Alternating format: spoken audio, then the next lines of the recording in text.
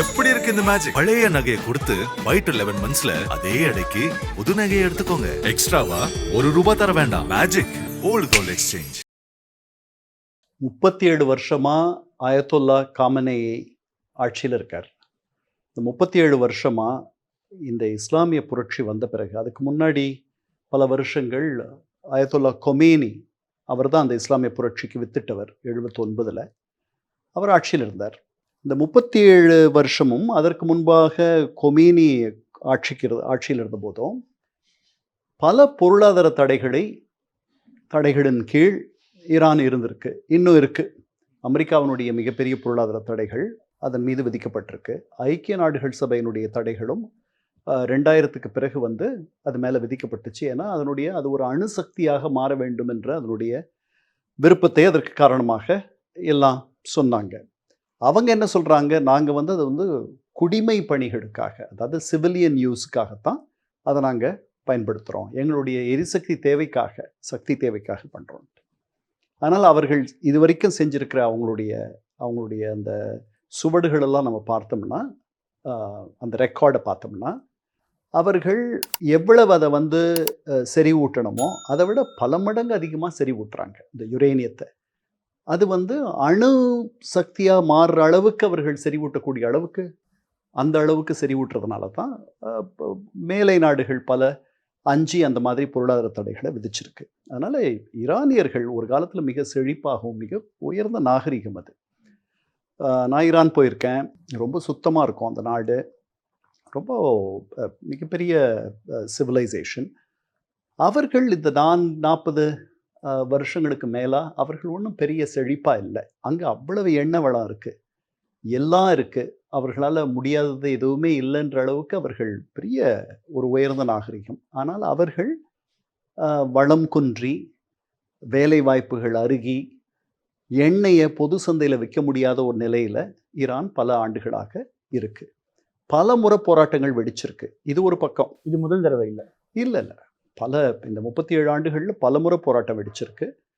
அங்கே இது பொருளாதார சிக்கல் என்பது ஒன்று, வாழ்வாதாரம், வாழ்க்கை தரம் இதெல்லாம் ரொம்ப பாதிக்கப்பட்டிருக்குன்றது முக்கியமான ஒரு பிரச்சனை. ஆனால் அதை விட அதுக்கு சமமான இன்னொரு பிரச்சனை அவர்கள் ரொம்ப வலதுசாரித்துவமாக, ரொம்ப தீவிரவாதத்தில் அவர்கள் பெண்களை, அவர்கள் அந்த ஹிஜாப் அணியிறது, அந்த மாதிரி இல்லை, அதிலெல்லாம் அவர்கள் ரொம்ப கடுமையாக நடந்து கொள்கிறார்கள் அப்படின்ற ஒரு எண்ணமும் ஒரு காலத்தில் ரொம்ப ஒரு பெரிய வெடி உலகத்தோடு நிறைய ஒத்து வாழ்ந்த ஒரு நாடாக அது இருந்துச்சு. ஷா ஆஃப் ஈரான் அங்கே ஆட்சி பண்ணும் பொழுது அதெல்லாம் மாறி போயிடுச்சு. ஸோ இது இப்போ நடக்கிறது அங்கே இந்த அயத்தொல்லாக்களுடைய ஆட்சி, அவர்கள் இந்த கிளர்ஜி, அதாவது மத குருமார்களுடைய ஆட்சி தான் அங்கே நடந்துகிட்ருக்கு. அவருக்கு இப்போ 86 வயசு. அவருக்கு வீதிகளில் என்ன மாதிரி நிலைமை இருக்குது, இல்லங்களில் என்ன மாதிரி அவர்களுடைய பொருளாதார நிலைமை இருக்குன்றது தெரியுமான்னு எனக்கு தெரியல. நாம் ஈரானை பற்றி படிக்கிற அத்தனையும் ஆங்கிலத்தில் மேலை நாடுகளுடைய ஊடகங்கள் நமக்கு சொல்கிறத வச்சு தான் படிக்கிறோம். நமக்கு ஃபார்சி நமக்கு தெரியாது. அதனால் அவங்க என்ன சொல்கிறாங்கன்றதும் நமக்கு பெருசாக தெரிய போகிறதில்லை. அதெல்லாம் பார்க்கும் பொழுது இந்த ஒரு அதிருப்தி என்பது ரொம்ப நாளாக நீடிச்சிட்ருக்கு. இப்போ சமீபத்தில் அமெரிக்க குண்டு பொழிஞ்ச பிறகு அந்த B-2 பாம்பர்ஸ் போய் அவங்களுடைய அணு கூடங்களை தகர்த்த பிறகு, அதுக்கப்புறம் 12 நாள் இஸ்ரேலுடைய தாக்குதலுக்கு பிறகு நிறைய பலம் குன்றி அவர்களுடைய கிளையண்ட், அவர்களுடைய வாடிக்கையாளர்களாக இருந்த ஹெஸ்புல்லா, ஹமாஸ், ஹூத்தீஸ், இங்கே ஹெஸ்புல்லாவுடைய பலமும் ஹமாஸுடைய பலமும் நிறைய குறைஞ்சு போயிடுச்சு. இந்த இவருடைய ஆட்சி காலத்தில் நிறைய பணம் இந்த அணு சக்தியாக மாறுவதற்கான முயற்சிகளில் செலவிடப்பட்டிருக்கு.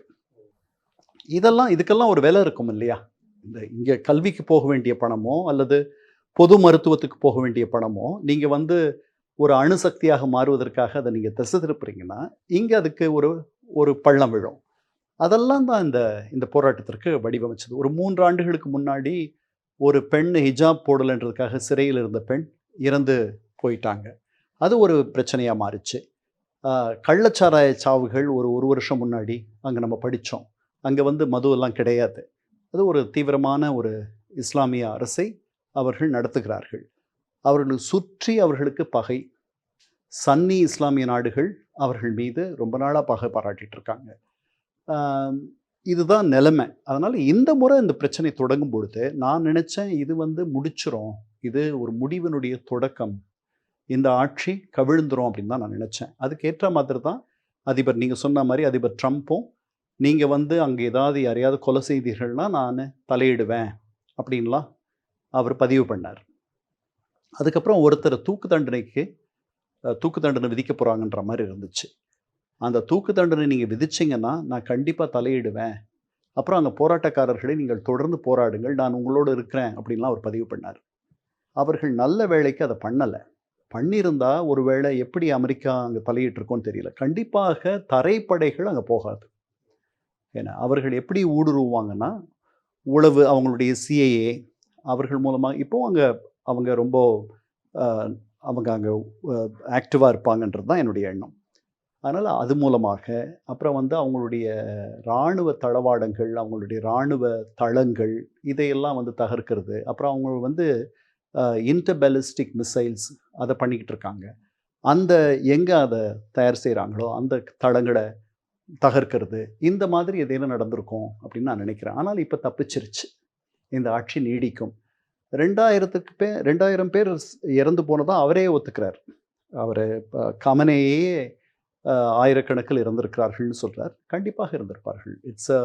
அவங்களுடைய அடக்குமுறை ரொம்ப ரொம்ப கொடூரமாக அடக்கி ஆளக்கூடிய ஒரு அரசைத்தான் நாம் இவ்வளோ நாள் பார்த்துருக்கோம். ஆனால் சார், இன்னொன்று, இப்போ ஒருவேளை ஆட்சி மாற்றம் அப்படின்னு ஒருவேளை ஏற்பட்டிருந்தாலுமே கூட ஈரானினுடைய அந்த இராணுவமான ஐஆர்ஜிசியினுடைய ஒத்துழைப்புன்றது ரொம்ப முக்கியம் இல்லை சார்? அவர்கள் ஒத்துழைப்பாங்களா? இல்லை, ஒத்துழைக்க மாட்டாங்க. அதனால தான் இந்த அரசு விழலை.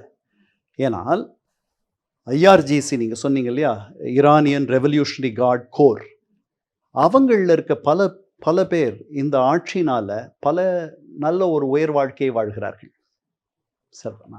அவர்கள் அந்த வாழ்க்கையை எதுக்கு விட்டு கொடுக்கணும்?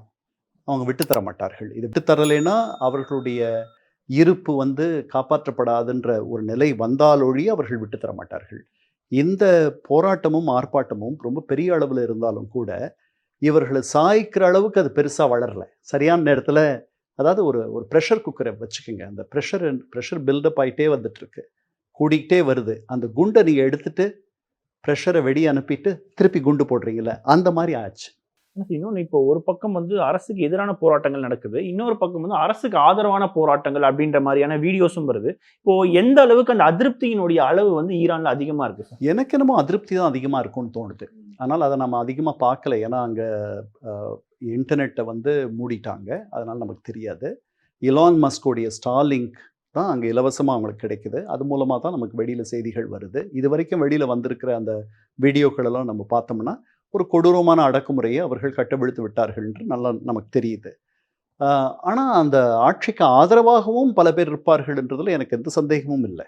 ஏன்னா அவர்களுடைய பார்வையினுடைய விசாலம் குறுகியது. அவர்களுக்கு அந்த நாடு ஒரு பெரிய சாத்தானை எதிர்த்து போர் செய்வதாக அவர்கள் நம்புகிறார்கள். அமெரிக்கர்கள் சாத்தான்கள், இஸ்ரேலியர்கள் சாத்தான்கள், அவர்களுக்கு மரணம் அப்படின்ற அந்த முழக்கம் தெருக்களில் இந்த 2 அயத்தொல்லா ஆட்சிக்கு வந்த பிறகு சர்வசாதாரணமாக கேட்கிறதுன்றது நம்ம பார்க்குறோம். அதனால் அரசுக்கு ஆதரவாகவும் நிறைய பேர் இருக்காங்க. அந்த விகுதி எவ்வளவுன்னு நமக்கு தெரியல, அங்கே போனால் தான் தெரியும். பொறுத்திருந்து பார்க்கணும். ஆனால் இன்னொன்று, அந்த 12 நாள் யுத்தத்தில் அமெரிக்காவினுடைய ஏர்பேஸ்லேயே போய் ஈரான் தாக்குதல் நடத்தியிருந்தாங்க. பட் அதை இன்டர்செப்ட் பண்ணிட்டாங்க. அதே போல் இஸ்ரேலுக்குள்ளேயே நிறைய பேலிஸ்டிக்ஸ் மிசைல்ஸ்கள் இந்த மாதிரியான தாக்குதல் நடத்தியிருந்தாங்க. ஈரானுக்கு ஒரு மிகப்பெரிய ஒரு ஹீரோ இமேஜ் அப்படின்றது இருந்தது. பட் இந்த ஒரு விஷயம், அதாவது பொருளாதாரம் சார்ந்த விஷயங்களை அவங்க கவனிக்காமல் இருக்கிறதுக்கும் இது ஒரு மிகப்பெரிய ஒரு காரணமாக அமைஞ்சது நம்ம எடுத்துக்கலாமா? இல்லை, நான் பெருசாக அவங்களுக்கு ஒரு ஹீரோயிக் இமேஜ் வந்துச்சு, அவர்களுக்கு ஒரு கதாநாயக அந்தஸ்து வந்துச்சு அந்த நேரத்தில். கத்தாரில் அமெரிக்க தளத்தை அவர்கள் அடித்ததோ அல்லது இஸ்ரேலில் பல ஏவுகணைகளை அவர்கள் ஏவுனாங்க அப்படின்றதுனாலையோ இந்த 12 நாள் அவர்கள் முடக்கப்பட்டுட்டாங்க. அவர்களால் பெருசாக பதிலடி தர முடியல. அவர்கள் அவர்களுடைய பதிலடி நினைச்ச அளவுக்கும் இல்லை. அதனால் எனக்கு அதில் பெரிய அந்தஸ்து வந்துச்சுன்னு நினைக்கல நான். ஆனால் அவரே கமனையே காணுமே அந்த 12 நாள். அப்போது அவர் எங்கே இருக்காருன்னு யாருக்கும் தெரியலையே, அவர் வெளியவே வரலையே, அவரை பாதுகாப்பான ஒரு இடத்துல வச்சுருந்தாங்க. ஆனால் அந்த இடமே தெரியும் எங்களுக்கு அப்படின்ட்டு அமெரிக்காவில் ட்ரம்ப் பதிவு பண்ணதெல்லாம் உங்களுக்கு ஞாபகம் இருக்கும். அதனால் அப்படி நடக்கலை. அப்படியெல்லாம் அவர்களுக்கு இது அவர்கள் கொள்கை ரீதியாகவே அவர்கள் உண்மையிலேயே அமெரிக்கர்கள் அமெரிக்கா என்பது ஒரு ஒரு ஒரு ஒரு தீய சக்தி அப்படின்னு அவங்க நம்புகிறாங்க. சில பேர் அப்படி நம்புகிற கொஞ்சம் பேர் இருக்காங்க. ஒன்று. ரெண்டாவது, அவர்களுடைய தன்மானம் இதெல்லாம் அவர்களுக்கு கீழே இறங்கி வர்றதுக்கு இடம் தரல இன்னும். அப்படித்தான் நான் நினைக்கிறேன். அதே போல இந்த விவகாரத்தை பொறுத்த வரைக்கும் ரஷ்யா சீனாவினுடைய அந்த உதவின்றது ஈரான் அரசுக்கு எந்த மாதிரி இருந்திருக்கு சார்? பெருசாக கிடையாது. குறிப்பா இந்த போராட்டம் அந்த இல்லை, கிடையவே கிடையாது. அந்த 12 நாளில் நம்ம என்ன பார்த்தோம்? என்ன யார் உதவிக்கு வந்தா? இப்போ சொல்றேன் சார், இப்போ நடந்த இந்த போராட்டத்துல சீனா மற்றும் ரஷ்யாவோட உதவி பெருசா உதவி இல்லை. 2 பேருமே அவர்கள் எல்லாமே அடக்குமுறை ஆட்சிகள் எல்லாமே. அதில் இவர்கள் இந்த ஆட்சி விழுந்துட்டாலும் அதுக்கு அவங்க தயாராக இருப்பாங்க.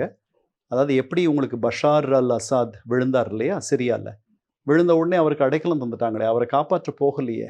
ஈரானியனும் காப்பாற்ற போகலை, ஈரானியர்களும் போகலை, ரஷ்யர்களும் போகலை. ஆனால் அவர் அவங்களுக்கு 2 பேருக்கும் உதவியாக இருந்தவர்.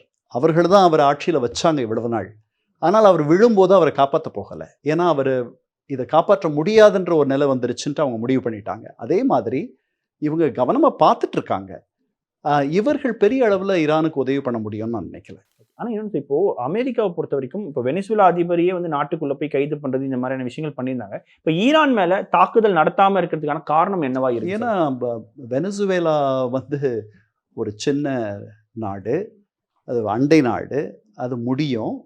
இது 9 கோடி பேர் இருக்க ஒரு நாடு. இது ஒரு மிகப்பெரிய நாடு. அந்த மாதிரி ஏதேனும் விபரீதமாக அமெரிக்கா பண்ணுச்சுன்னா மிகப்பெரிய எதிர்ப்பு இஸ்லாமிய உலகத்தில் வரும். அதுக்கு கண்டிப்பாக வரும். அது இன்னொரு நியூஸ் என்ன கேள்விப்பட்டோம்னா, சவுதி அரேபியாவும் இந்த விவகாரத்தில் ஈரான் மீது தாக்குதல் நடத்தக்கூடாதுன்ற ஒரு ப்ரெஷர் கொடுத்ததா சொல்கிறாங்க. அது எந்த அளவுக்கு உண்மை சொல்லுங்க? அது உண்மைதான். ஏன்னா இன்னைக்கு 2 காரணம். ஒன்று ஈரான் இன்னும் பலவீனப்பட்டால் மத்திய கிழக்கில் இருக்கக்கூடிய மிகப்பெரிய சக்தியாக, எதிர்ப்பே இல்லாத சக்தியாக இஸ்ரேல் மாறிவிடும். அதை அவங்க விரும்பலை. ரெண்டாவது, இன்னைக்கு ஈரான் நாளைக்கு தாங்கள் அப்படின்ற எண்ணம் அவங்களுக்கு இருக்குது. ஏன்னா அது ஒரு மன்னராட்சி. இது மன்னராட்சி காலம் இல்லை, இது மன்னராட்சி யுகம் இல்லை. அதனால் அவர்கள் என்னைக்காவது ஒரு நாள் இந்த மன்னராட்சி என்பது ஒரு அடையாள ஆட்சியாக மாறக்கூடிய ஒரு நிலை வரும். பல இடங்கள் அப்படி தான் வந்திருக்கு. ஜப்பானில் வந்திருக்கு, உங்களுக்கு தாய்லாந்தில் வந்திருக்கு, நேபாளில் மன்னராட்சி முடிஞ்சு போச்சு.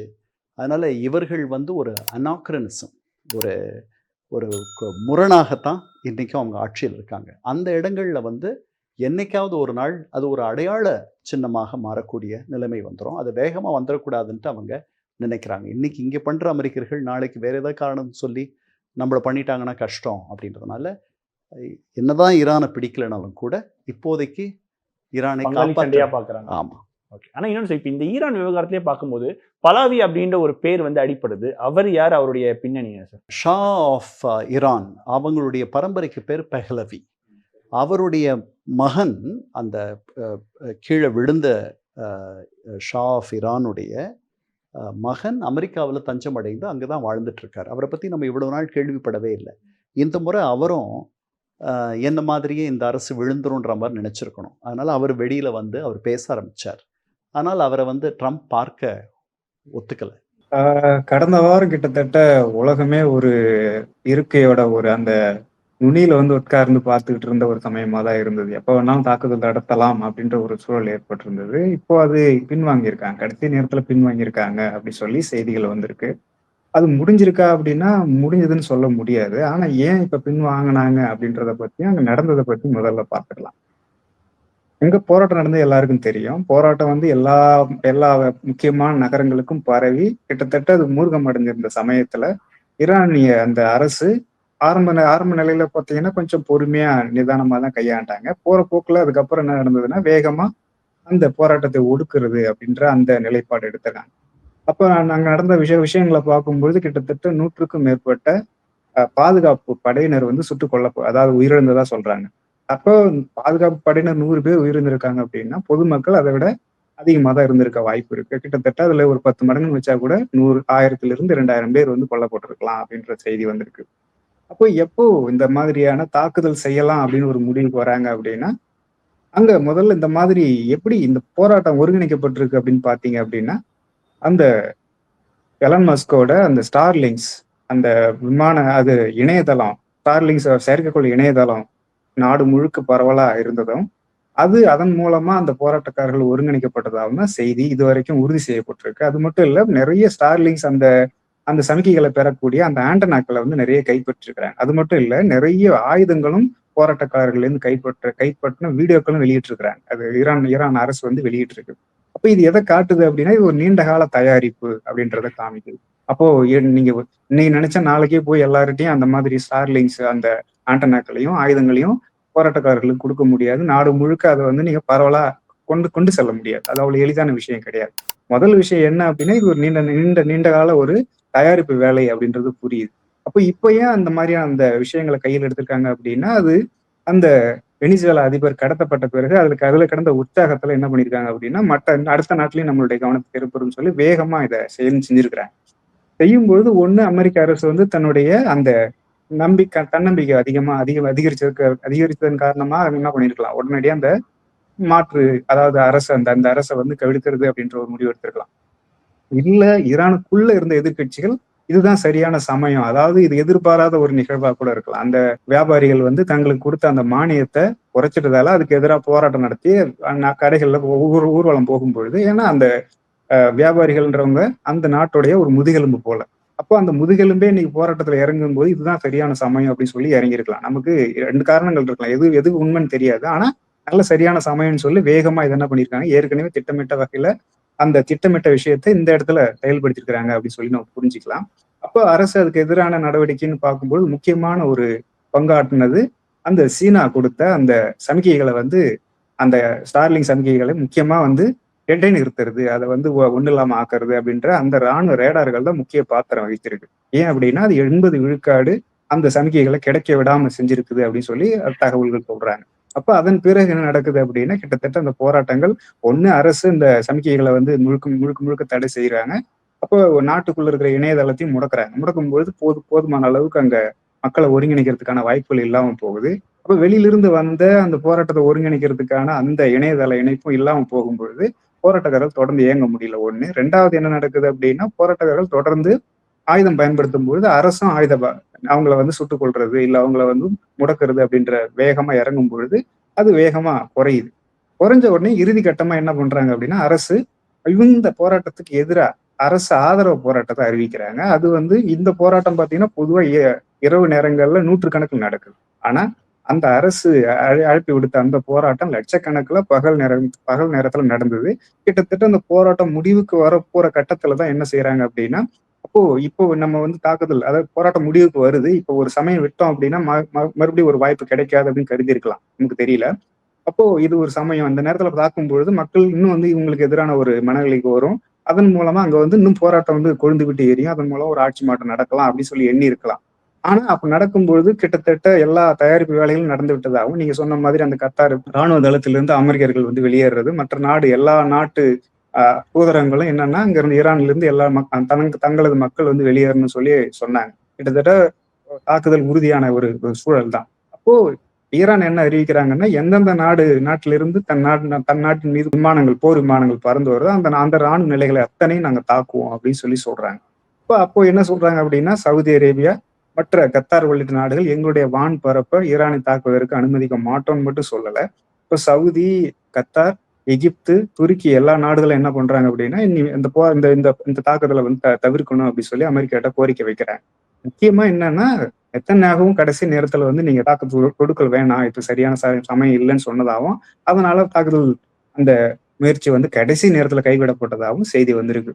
இப்ப இதுதான் இங்க அந்த தாக்குதலுக்கு காரணமும் அதுக்கு முன்னாடி நடந்த சூழலும் அப்படின்னு சொல்லி நம்ம புரிஞ்சுக்கலாம். அப்போ இதனால வந்து இனிமே இந்த தாக்குதல் நின்றுடுச்சா அப்படின்னா கிடையாது. இப்போ இனிமே நடத்த மாட்டாங்களா அப்படின்னு நம்ம முடிவுக்கு வரலாமான்னு நிச்சயம் வர முடியாது. ஏன் வர முடியாது அப்படின்னா, அப்போ இந்த USS ஃபோர்டுன்னு சொல்லக்கூடிய அந்த விமானம் தாங்கி கப்பல் இப்போ மேற்காசியா நோக்கி போய் கிட்டத்தட்ட வந்துகிட்டு இருக்கு. அதே மாதிரி இன்னொரு விஷயம் நடந்திருக்கு. அப்போ அங்க இருந்து மற்ற பாதுகாப்பு, அதாவது விமான எரிபொருள், வழியில் எரிபொருள் நிரப்பக்கூடிய அந்த டேங்கர் விமானங்கள் சொல்லப்படக்கூடிய அந்த விமானங்களும் அந்த பகுதி நோக்கி தொடர்ந்து வந்தவண்ணம் இருக்கு. இதெல்லாம் எதை காட்டுது அப்படின்னா, அவங்க தொடர்ந்து தாக்குதலுக்கு தயார்படுத்திக்கிட்டே இருக்கிறாங்க அப்படின்னு சொல்லி காமிக்குது. அப்ப எப்ப வேணாலும் ஒரு தாக்குதல் நடக்கலாம். அது மட்டும் இல்ல, நீங்க சொன்னீங்க கத்தார்ல இருந்து அங்க இருந்த அந்த ராணுவ நிலைகள்ல இருந்து வெளியேறினாங்கன்னு சொல்றாங்க. அது உண்மையில தற்காலிகமான ஒரு வெளியேற்றம் தான். உண்மையான வெளியேற்றம் என்ன நடந்திருக்கு அப்படின்னா, ஈராக்ல இருக்கக்கூடிய அந்த முக்கியமான அந்த விமானம் அந்த ரொம்ப ரொம்ப ரொம்ப கடந்த ஆண்டுன்னு நினைக்கிறேன். கடந்த ஆண்டுக்கு முன்னாடியில இருந்தே அவங்க என்ன சொல்றாங்கன்னா, ஈராக் எங்களுடைய நாட்டில இருந்து நீங்க வெளியேறணும். அந்த ராணுவ தளத்தை விட்டு வெளியேறணும்னு சொல்லி அவங்க வந்து தீர்மானம் ஏற்றினாங்க. ஆனா அமெரிக்கா தொடர்ந்து வெளியேறாம அங்கேயே தங்கியிருந்தது. அப்போ இப்போ சமீபத்தில் என்ன பண்ணிருக்குன்னா, அந்த ராணுவ தளத்திலிருந்து அது தன்னை விலக்கிக் கொள்வதாகவும், அந்த ஈராக் அரசு வந்து அந்த ராணுவ தளத்தை தன்னுடைய கட்டுப்பாட்டுக்குள்ள வந்ததாகவும் செய்தி வந்திருக்கு. அப்போ இது என்னன்னா நமக்கு ரொம்ப குழப்பகரமா இருக்கு. ஒரு பக்கம் என்ன சொல்றாங்கன்னா, அது ஈரானை தாக்க போறாங்க அப்படின்னு சொல்றாங்க. இன்னொரு பக்கம் பாத்தீங்கன்னா பின் வாங்குறாங்க. இப்ப இதெல்லாம் இதை எப்படி நம்ம ஒரு குழப்பகரமான சூழலை எப்படி புரிஞ்சுக்கலாம் அப்படின்னா, அவங்க நேரடியா தன்னுடைய ராணுவ வீரர்கள் அங்க உயிரிழக்கிறதையோ தாக்கப்படுறதையோ அமெரிக்கா தவிர்க்க நினைக்கிறாங்க அப்படின்னு சொல்லி நம்ம புரிஞ்சுக்கலாம். அதே சமயத்துல அப்போ அங்க இருக்கிற ராணுவ நிலைகள், அதாவது ஈராக்ல இருக்கிற ராணுவ நிலைகள் ஒப்பீட்டு அளவுல மற்ற ராணுவ நிலைகளோடைய ஒப்பிடும்போது இங்க வந்து பாதுகாப்பு ரொம்ப குறைவா இருக்கு. ஈரானுக்கு ஆதரவான ஆயுத குழுக்கள் வந்து ஈராக்ல நிறைய இருக்கு. அந்த பிஎம்யூன்னு சொல்லக்கூடிய அந்த ஆயுத குழுக்கள் நிறைய இருக்கு. எப்பெல்லாம் வந்து ஈரான் தாக்கப்படுதோ இல்ல வந்து ஒரு ஒரு பதட்டமான சூழல் ஏற்படுதோ அப்பெல்லாம் பாத்தீங்கன்னா அங்க இருக்கக்கூடிய அந்த ஈரானிய ஆதரவு குழுக்கள் வந்து அமெரிக்க நிலைகளை வந்து தாக்குறது அப்படின்றத எப்பவுமே செஞ்சிட்டு இருக்கிறாங்க. அப்ப என்னன்னா அங்க இருக்கக்கூடிய ராணுவ நிலைகள் பாதுகாப்பானது இல்லைன்னு சொல்லி கருதி இருக்கலாம். அதனால வந்து அங்கிருந்து வெளியேறாங்க அப்படி சொல்லி நம்ம புரிஞ்சுக்கலாம். அந்த உங்களுடைய உயிரிழப்புகளை குறைச்சிக்கிறதுக்காக வெளியேறாங்க அப்படி சொல்லி புரிஞ்சுக்கலாம். முழுமையா வந்து அமெரிக்கா மேற்கு ஆசியால இருந்து வெளியேறுதானா அப்படி நம்ம நினைக்கிறதுக்கான இடம் குறைவுதான். அது படிப்படியான வெளியேற்றமா இருக்குமே தவிர ஒரே நேரத்துல வெளியேற்றமா இருக்க முடியாது. அப்ப இது வந்து ஒரு பகுதி அளவுல பாத்தீங்கன்னா பின்வாங்குதல், பகுதி அளவுல வந்து முன்னோக்கி தாக்குறதுக்கான எல்லா தயாரிப்பு வேலைகளையும் செய்யறாங்க அப்படி சொல்லி நம்ம புரிஞ்சுக்கலாம். ஆனா இன்னொரு விஷயம் என்னன்னா, ரஷ்யாவும் சரி சீனாவும் சரி இந்த முறை ஒரு உறுதியான பாதுகாப்பு கொடுக்கறதுனாலையும் அமெரிக்கா வந்து பின்வாங்கறத நம்ம எடுத்துக்கலாமா? உண்மையிலே இப்போ கடைசி நேரத்துல வந்து நெத்தன்யாகு சொன்னதாலதான் பின்வாங்கினாங்க அப்படின்னு சொல்லி செய்திகள் சொல்லுது. ஆனா அதை எப்படி புரிஞ்சுக்கிறது அப்படின்னு பாத்தீங்க அப்படின்னா, இப்ப மற்ற நாடுகள் அங்க இருக்கக்கூடிய சவுதி, கத்தார் போன்ற நாடுகள் எல்லாமே எங்களுடைய வான்வெளியையும் சரி, எங்க நாட்டுல இருக்கக்கூடிய ராணுவ அந்த நிலைகளில் இருந்து ஈரானை தாக்க நாங்க அனுமதிக்க மாட்டோம் அப்படின்னா, அங்க இருக்கக்கூடிய ஒரே ஒரு வாய்ப்பு அங்க இஸ்ரேல்ல இருந்து அந்த போர் விமானங்கள் பறந்து வந்து ஈரானை தாக்குறது மட்டும்தான் ஒரே வாய்ப்பு. அது ஜோர்டான் வழியா வந்து தாக்குறதுக்கானதான் ஒரே வாய்ப்பு. அப்போ இஸ்ரேல்ல இருந்து புறப்பட்டு வந்து தாக்குது அப்படின்னா, அப்ப முதல் இலக்கு ஈரானுடைய இலக்கு எதுவா இருக்கும் அப்படின்னா அது வந்து இஸ்ரேலா தான் இருக்க முடியும். அப்போ அவங்க என்ன பண்றாங்கன்னா, இப்போ கடந்த முறை 12 நாள் அந்த போரின் பொழுதும் தொடர்ந்து தாக்குதலுக்கு உள்ளானது வந்து இஸ்ரேல் தான். அப்போ அது எவ்வளவு தூரம் பாதிப்பு ஏற்படுத்தும் அப்படின்றத அந்த 12 நாள் அந்த போர்ல நம்ம பார்த்தோம். அப்போ இந்த முறையும் தன் மீது கடுமையான தாக்குதல் ஏற்படும் அப்படின்னு அந்த அச்சத்துல அவங்க என்ன பண்ணிருக்காங்க அப்படின்னா, நீங்க வந்து கடைசி நேரத்துல தாக்குதல் செய்ய வேண்டாம் சொல்லி அறிவிச்சதா புரிஞ்சுக்கலாம். ஒண்ணு. 2வது இன்னொரு விஷயம் நடந்தது. என்ன நடந்தது அப்படின்னா, அந்த ஈரான் வந்து அந்த அந்த தாக்கத்தை நடைபெறலாம்னு சொல்ல அந்த சூழல்ல என்ன பண்றாங்கன்னா, தன்னுடைய வான் பரப்பை வந்து அந்த மூடுறோம். மொத்தமா நாங்க வந்து இழுத்து மூடுறோம். எந்த ஒரு விமானமும் பறக்க கூடாதுன்னு சொல்லி அறிவிக்கிறாங்க. அப்படி அறிவிக்கும் பொழுது இது ரஷ்யாவில இருந்து 2 ராணுவ தளவாடங்களை ஏற்றி வரக்கூடிய விமானங்கள் அங்க இறங்கினதா சொல்றாங்க. அது உறுதிப்படுத்தப்படாத தகவல் தான். இதை வந்து 100% உறுதிப்படுத்த முடியல. இன்னொன்னு என்னன்னா, எதிர்பாராத இன்னொரு தகவல் என்ன வந்தது அப்படின்னா, சீனாவில இருந்தும் அந்த மாதிரி ராணுவ தளவாடங்களை ஏற்றி வரக்கூடிய ஒரு விமானம் அந்த ராணுவம், அதாவது வான்பரப்பு மூடப்பட்ட அந்த சூழல்ல பறந்து வந்து அங்க இறங்குனதா, அத ஈரானை நோக்கி சென்றதா வந்து செய்தி வந்தது. அப்ப இது எதை காட்டுது அப்படின்னா, இந்த முறை ரஷ்யா மட்டும் இல்ல, சீனாவும் ஈரானை காக்குறதுல குறிப்பிடத்தக்க அளவுக்கு, அதாவது ராணுவ ரேடார்களை கொடுத்து அந்த இணைய சமிக்கைகளை மட்டும் அவங்க வந்து முடக்கல. கூடுதலா வந்து இந்த மாதிரி போர் தளவாடங்களையும் கொடுத்து ஈரானை ஓரளவுக்கு தற்காத்துக்கிறதுக்கு உதவுனதான் நம்ம புரிஞ்சுக்கலாம். அதன் காரணமாகவும் அமெரிக்கா பின்வாங்கி இருக்கலாம் அப்படின்னு நம்ம இதை மூலமா புரிஞ்சுக்கலாம். ஒண்ணு இஸ்ரேல் கடுமையா பாதிக்கப்படுன்ற நோக்கத்துல இது பின்வாங்கி இருக்கலாம். இன்னொன்னு ரஷ்யாவும் சீனாவும் இணைஞ்சு இந்த மாதிரி ஈரானை காக்குறதுக்கு முன் வராங்கன்ற அந்த காரணத்தாலையும் பின்வாங்கி இருக்கலாம். அதே போல அரசுக்கு ஆதரவான போராட்டங்களும் ஒரு பக்கம் நடைபெறுது. இது அரசே வந்து செட்டிங் செஞ்ச ஒரு விஷயமா நம்ம புரிஞ்சுக்கிறதா, இல்ல உண்மையாவே ஈரான் மக்கள் அந்த அரசை நம்புறாங்களா பெரும்பான்மையா சொல்றோம்? இது ஈரானை பொறுத்த அளவுக்கு நம்ம உண்மையில பாத்தீங்க அப்படின்னா, அங்க அந்த எல்லா முக்கிய நகரங்கள் முழுக்க போராட்டம் நடந்ததை பாக்குறோம். அப்ப இது எதை காட்டுது அப்படின்னா, ஈரானுக்குள் அரசுக்கு எதிரான அந்த மனநிலை உள்ள குறிப்பிடத்தக்க அளவுக்கு மக்கள் இருக்கிறாங்க. அதை வந்து ஒருங்கிணைச்சு செயல்படுத்தக்கூடிய கட்சி அங்க இருக்குது அப்படின்னு சொல்லி நம்ம இதை புரிஞ்சுக்கலாம். அப்போ எவ்வளவு பேர் அரசுக்கு ஆதரவா இருக்கிறாங்க, எவ்வளவு பேர் அரசுக்கு எதிரா இருக்கிறாங்க அப்படி சொல்லி பார்த்தோம் அப்படின்னா, அப்போ இதை வந்து நம்ம தமிழ்நாடோட ஒரு ஒப்பிடத்தக்க அளவுக்கான ஒரு மக்கள் தொகை கொண்ட நாடு தான் ஈரான். அப்போ அங்க இருக்க நம்ம தமிழ்நாட்டை பொறுத்த அளவுக்கு கிட்டத்தட்ட ஒரு 10 விழுக்காடு மக்கள் இன்னைக்கு வந்து மற்ற நாடுகள்ல வசிக்கிறாங்க. மற்ற நாடுகளும் குறிப்பா அமெரிக்கா போன்ற இந்த மேற்காசிய நாடுகள்ல இருக்கிறாங்க. அப்போ அவங்களுடைய வாழ்வாதாரம் இந்த மாதிரி அமெரிக்கா மற்ற நாடுகளை தாங்கி இருக்கும் பொழுது என்ன பண்ணுவாங்க, இயல்பாவே அவங்களுக்கு ஒரு ஆதரவான நிலைப்பாடும் இந்த இப்படி ஒரு கடினமான ஒரு சூழல் வரும்போது அந்த மக்கள் யாருக்கு ஆதரவா நிலைப்பாடு எடுப்பாங்க, யாரை வந்து தனக்கு ஆதரவா நினைப்பாங்க அப்படின்னா தன்னுடைய வாழ்வு யாரை சார்ந்து இருக்குதோ அவங்களதான் என்ன பண்ணுவாங்க, அவங்க இயல்பா வந்து ஆதரவு நிலைப்பாடு எடுப்பாங்க. அப்போ இந்த போராட்டம் நடந்தப்ப வெளியில இருக்கக்கூடிய பெரும்பாலான ஈரானியர்கள் அமெரிக்க ஆதரவு நிலைப்பாடு எடுத்து அவங்களுக்கு ஏதாவது எதிர்ப்பு நிலைப்பாடும் அமெரிக்க ஆதரவு நிலைப்பாடு எடுத்திருந்தாங்க. அதே போல ஈரானுக்குள்ளார அந்த 10 விழுக்காடு தவிர்த்து அங்கிருந்து வரக்கூடிய அந்த பணம் இருக்கு இல்லைங்களா, இப்போ நேபாளில கூட பாத்தீங்க அப்படின்னா அந்த போராட்டம் நடந்ததுக்கு அப்புறம் முக்கியமான ஒரு விஷயமா சொன்னாங்க. என்னன்னா அதோட வருமானத்துல பெரும்பகுதி வெளிநாட்டில இருந்து வரக்கூடிய அந்த அந்நிய செலாவணியா தான் இருக்குது அப்படின்னு சொன்னாங்க. அப்ப ஈரான்லயும் குறிப்பிடத்தக்க அளவுக்கு அந்த மாதிரியான வாய்ப்புகள் இருக்கலாம்.